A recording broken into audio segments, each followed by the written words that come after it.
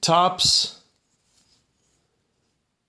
Bull Trout, small fixed blade with 154 cm with a heavy stone washed finish and burlap micarta scales.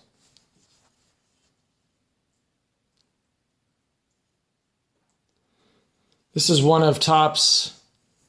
They have a contest every year in-house for employees to design a knife, and then they all submit and make them. And I think then Leo, or I don't know if they vote as a collective group or if Leo decides.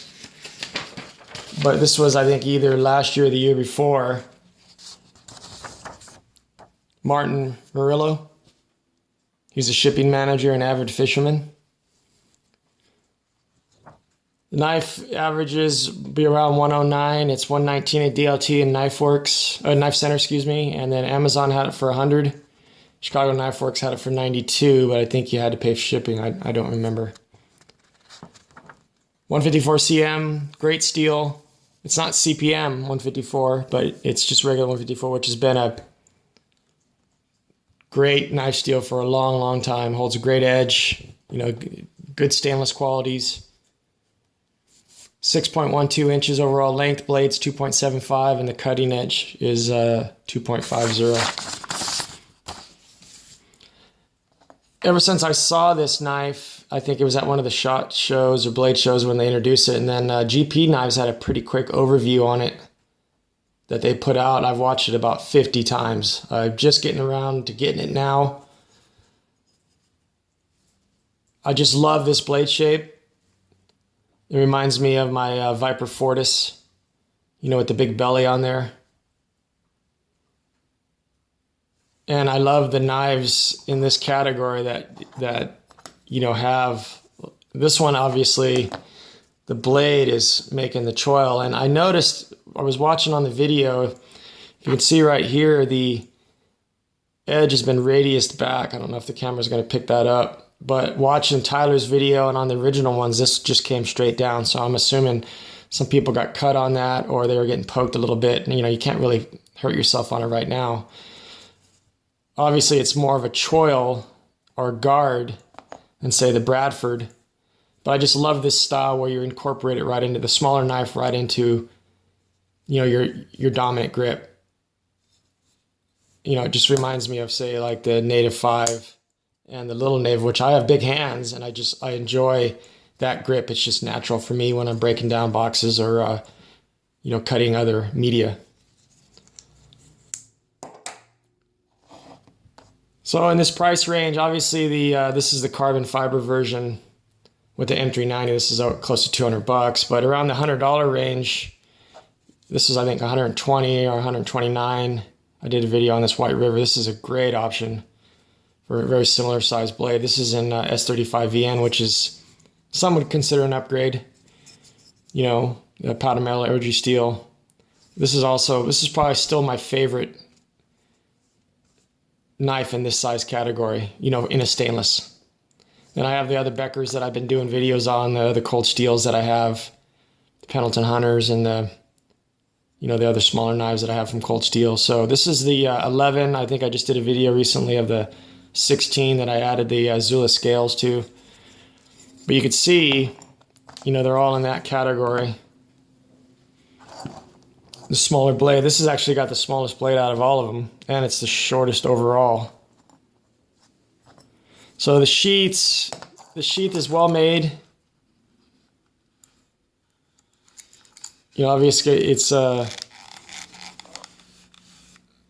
nicely done. It's high quality leather. TOPS gives you a whistle on everything you buy, and I don't know if I've had a lot of people comment on other TOPS videos. They thought they got a mistake because you just get a bag with pretty much every knife. You get the certificate and usually the whistle's inside of it. The sheath fits good. I saw a video. There's not too many videos on this knife on the internet, but I saw a guy that he kind of compressed it and wet formed it. It's kind of a neat idea, but he ended up cutting this off. I think he said he used it as a pocket slip. I'll probably end up getting a Kydex for it. The only thing I could see right now where I could not tell in the videos from GP Knives and looking at it is, by no means do I have Play-Doh hands. I have rough hands. I'm working outside all the time. And I also, I ride dirt bikes when I'm healthy, and I'm constantly working with tools on off-road car, and I fly giant scale remote control planes, and the gimbals, I'm a thumb flyer, not a pinch flyer. And for years, I have calluses right where my thumb sits. I had a chemical burn right here recently where there's some soft skin, so it's a little bit more sensitive than normal. But if you're going to be doing anything other than minor, say you're going to be working on a fish with this, it wouldn't be a problem. But anything in working in harder media, I'm assuming even like double wall cardboard, I don't know if you could see, it's aggressive. And I don't usually complain about jimping. Once again, I don't like to be a wuss about things like that, but I would think that that's going to be a little aggressive. So I'll probably end up rounding that off a little bit with the drum on a Dremel. That's the only thing I can see. Other than that, once again, I have large hands. It does fit the fourth finger, but when you actually grab it, it slides off the back, but it's nicely rounded. It's definitely comfortable. Not as comfortable as the Bradford or the White River, but it's also a little smaller. So I think it's a great knife. I liked what Tops does. I've always been a fan of their knives. And for $95 to $109, you're getting a really, a lifelong quality knife. And I really like this. I think they call it acid wash finish on their 1095 blades. It's just a heavy stone wash. It's just a good looking finish that they put on their knives. So the Tops Bull Trout,